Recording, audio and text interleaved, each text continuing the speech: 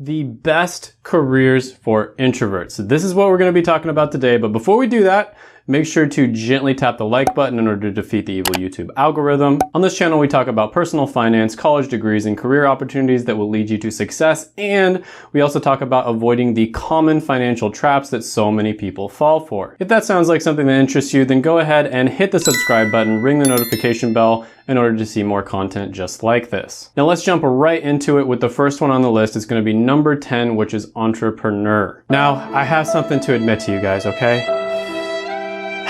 I put this one as number 1 for the best careers for extroverts. And I realized that I did a disservice to my introvert homies out there because I realized that introverts can do cool shit too, okay?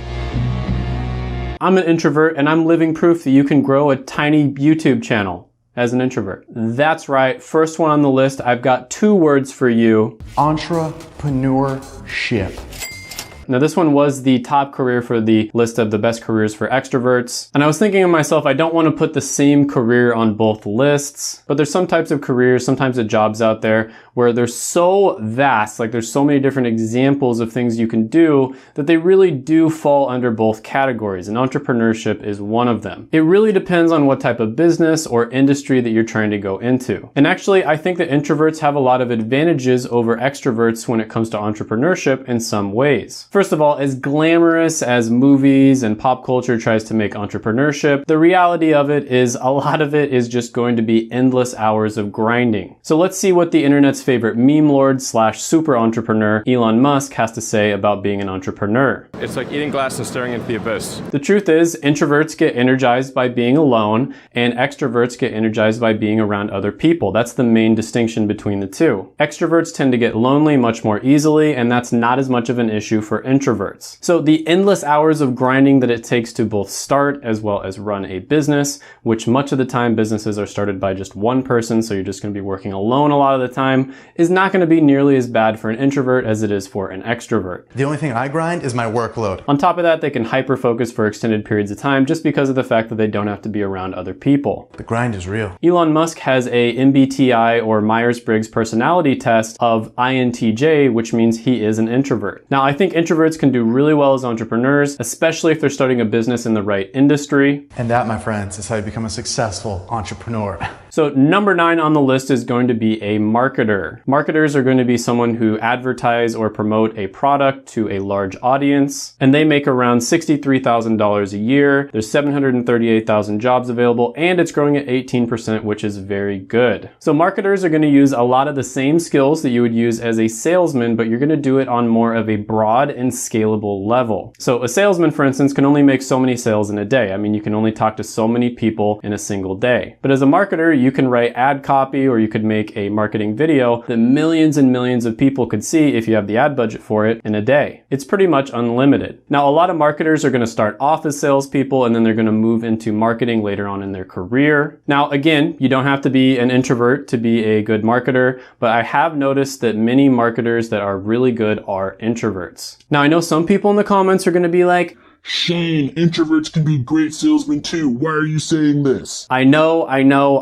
Okay, I'm an introvert. I get it. I've done sales since I was a teenager and I was pretty decent at it. You can definitely be a successful salesman as an introvert. In fact, I think there's some types of sales jobs that introverts might even do better in. But just generally speaking, one thing that I've noticed is a lot of the top salesmen out there tend to be extroverts, and a lot of the top marketers out there tend to be a little bit more on the introverted side. Marketers are a little bit more focused on the numbers and making small changes here and there. And generally speaking, they're going to spend less time around people that they don't know. But that's just my opinion. Number 8 on the list is going to be medical doctors. And yes, this is another one where I included it on the list of the best careers for extroverts. There are so many different types of specialties that you can go into if you become a physician or a medical doctor. And there are specialties out there that are going to be a little bit better for extroverts, and some are going to be a little bit better for introverts. So physicians, according to BLS, they make over $208,000 a year, which is kind of non-specific. There's tons of jobs available. It's growing pretty fast. Physician overall is a pretty good good career. I made a whole video about it where I talked about how I think it's a little bit overrated, but if you know what you're getting yourself into, it can be a really good career. Now, some of the specialties that do really well for people who are introverted are going to be things like radiologist, psychiatrist, pathologist, anesthesiologist would be a good one. And actually, some types of surgeons do pretty well as introverts as well. So for instance, let's talk about the surgeons. On average, a surgeon will make around $395,000 a year, but it really depends on what specialty you do. It ranges all the way, generally speaking, from like $180,000 a year to some specialties make around $600,000 plus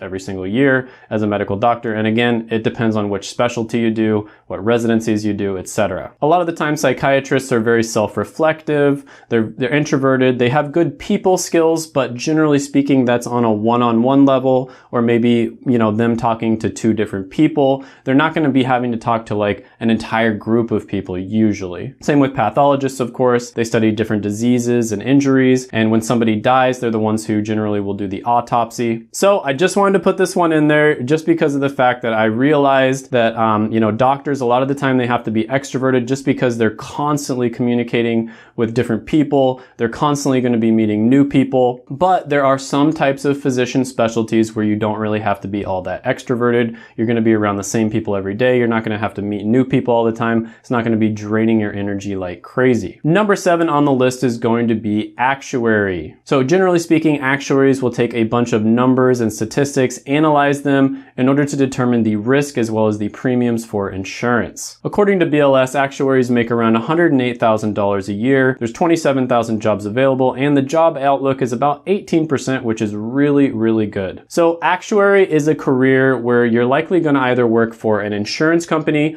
or the second really common path is you're going to work as a consultant. With an insurance company, you'll make pretty good money. You're going to have pretty good job satisfaction. Now, one thing about being an actuary is there is a ton of tests that you have to take. And most of the time when you pass those tests, you're going to be making a little bit more money. So that's a good thing in some ways. But these tests are actually extremely difficult. Over 50% of the people who take them generally do not pass. So they're designed to be unbelievably difficult. And it seems like there's just an endless amount of tests that you have to pass. So it's almost like going back to school all over again. You're going to have your normal, 40 hours a week job, and then you're going to be studying for these tests pretty much constantly. That's great if you're somebody that constantly wants to be learning and you really like studying, but it can be really annoying for somebody who kind of just wants to live a normal life. Consulting, on the other hand, is more about knowing what you're doing in a very niche subject. This one is going to be a little bit more social, so might not be as good for introverts. You're going to be interacting with a ton of people. You're going to be talking to clients. But basically what you are is a knowledge salesman. That's just the easiest way to put it. Your clients are generally going to be people from really big companies who have a lot of money, and they want you to solve a very specific problem for them, or they want you to analyze some data or present data that you already have for them. Number 6 on the list is going to be software development. This one keeps on popping up on like every list I do. Also known as a coder, this is going to be someone who's going to create software for computers. Now, software developers on average, according to BLS, are going to make $107,000 a year. There's 1.4 million jobs available, and it's growing at 22%, which is insane. This is one of the best possible careers out there, and I can only see it getting better in the future. There's no way this one's going to be automated. In fact, you're going to be the person who's automating things. This is one of my highest recommended careers, whether you're going at it from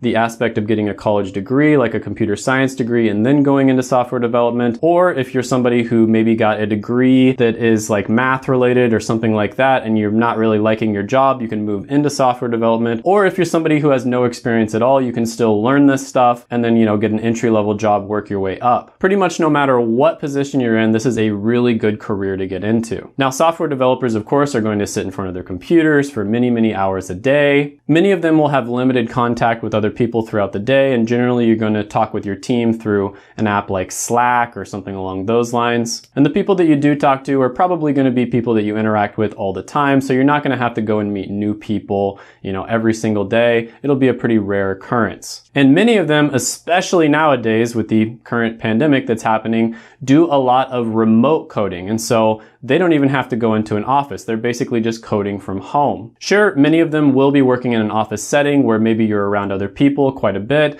but they're not gonna have to be like a salesman, for instance, where you're constantly meeting new people. I don't know about you guys, but for me as an introvert, spending time around people that I already know really well doesn't suck up as much of my energy as when I have to go and meet a bunch of new people. That's what really makes me tired. Now, one thing about introverts is a lot of the time they're actually really good at communicating, just they don't want to have to do it face to face. They prefer to do it at a distance. And then another thing that I've noticed is people who are introverted don't necessarily have to have as much human contact because of the fact that they get energy just by being alone. And so they're a little bit better in many cases at just grinding away for hours, doing something like a coding bench. Number 5 on the list is going to be truck drivers. So this is a person who earns a living driving trucks, and this could be all kinds of different trucks, but a lot of the time it's going to be semis. Now, this is a job where you can do a lot of different things. Some people are going to be driving huge loads all the way across the country. Others are just going to be driving the trucks around locally so that they can get home to their families every night. Some own their own truck and they're basically like contractors. They tend to make a little bit more money. Others are going to work for a big company who already has trucks. There's a ton of different variations here, but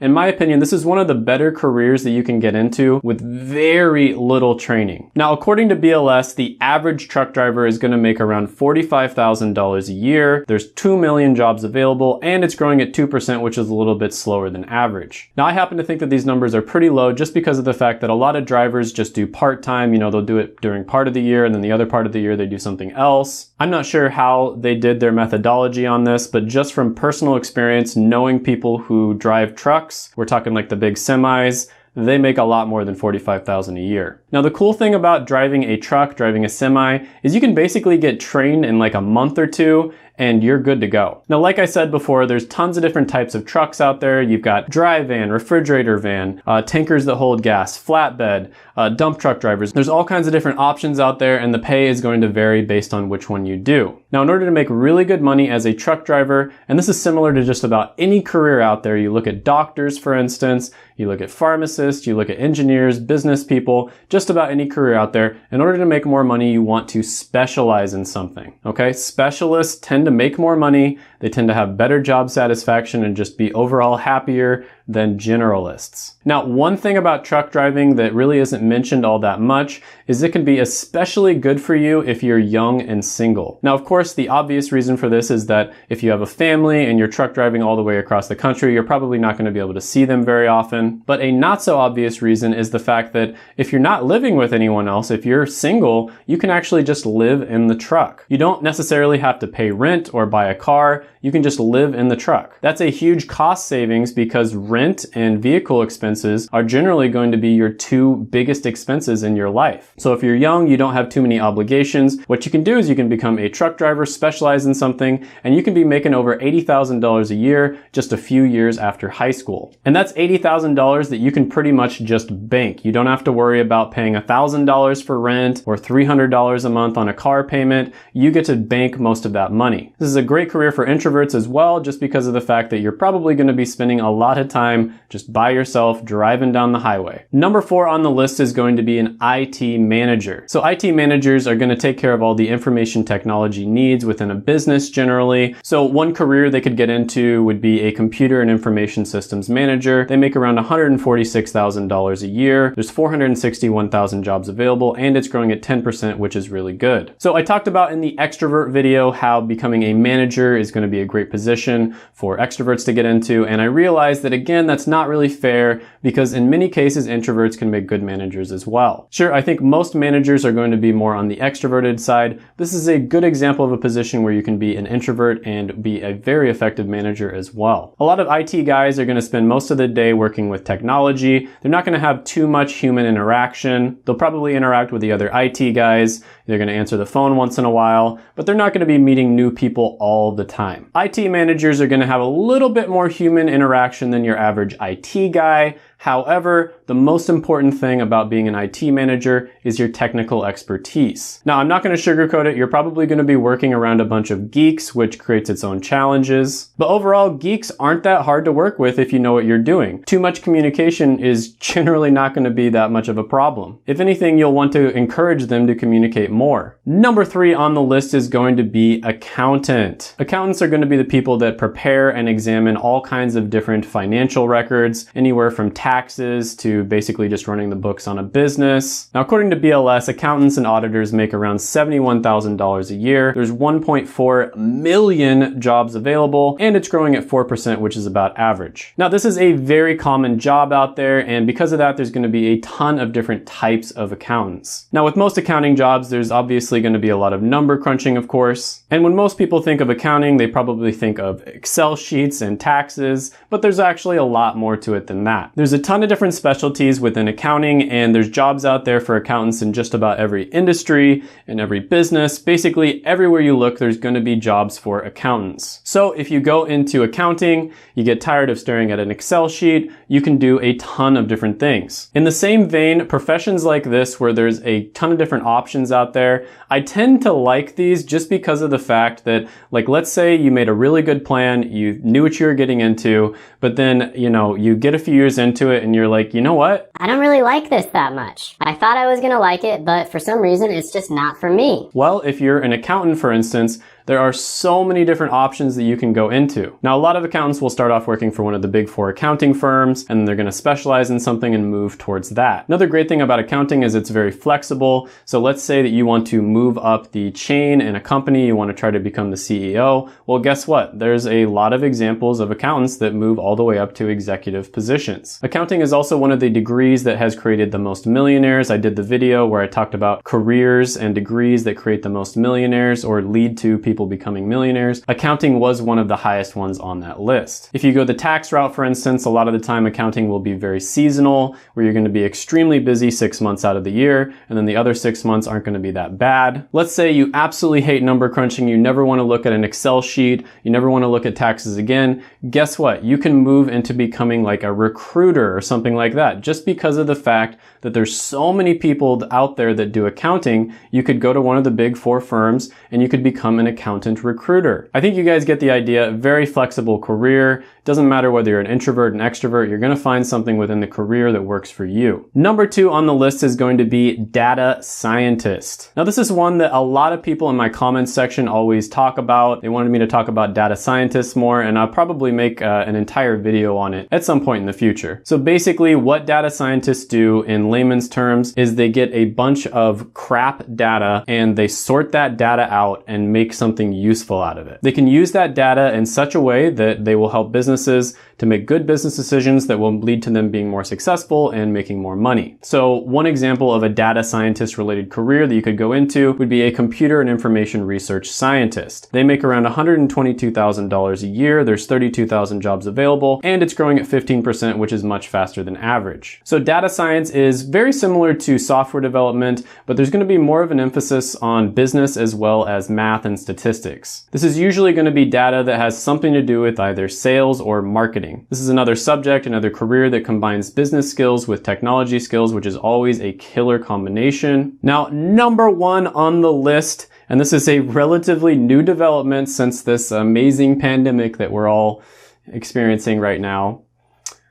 Number 1 is going to be the remote version of your current job. With the current situation that's happening right now throughout the entire world, it's become more and more obvious that a lot of people can do the same job that they used to do in the office from home. For this reason, I predict that even after the pandemic is open, it's going to be more and more common to see people doing their jobs that they used to do in the office remotely. Now, some of them will do the job completely remotely, like they'll pretty much never go into the office. You can basically like travel around the world, for instance. Others will do it partially remotely, where maybe you go into the office 2-3 days a week and then you're at home 2 or 3 days a week. Now, you would be really surprised at how many different remote opportunities are out there, especially after all this stuff happened. You might think that there's no way my current job can be done remotely. So let's take pharmacy, for instance. I'm a pharmacist. What people picture in their head, like the average person when they see a pharmacist, is someone who is in a grocery store who gives them their antibiotics. No way they could do that remotely, right? They have to be there to counsel the patient. They've got to make sure that the right stuff is in the bottle and all that, right? Actually, there are a ton of opportunities to work remotely in pharmacy. The clinical and the data verification side of pharmacy can actually be done remotely, and that's in retail, of course, but also in hospitals and different clinical settings. So sure, you'd probably have to change up your career a little bit. You might be able to do a slightly different career within the same company, or maybe you have to move to a slightly different specialty, something along those lines within the same company or maybe within the same industry. But the big point here is there are a lot of opportunities for remote jobs, and I think it's going to be even more common in the future. Smash the like button, hit the subscribe button, ring the notification bell, comment down below any thoughts, comments, criticisms, etc.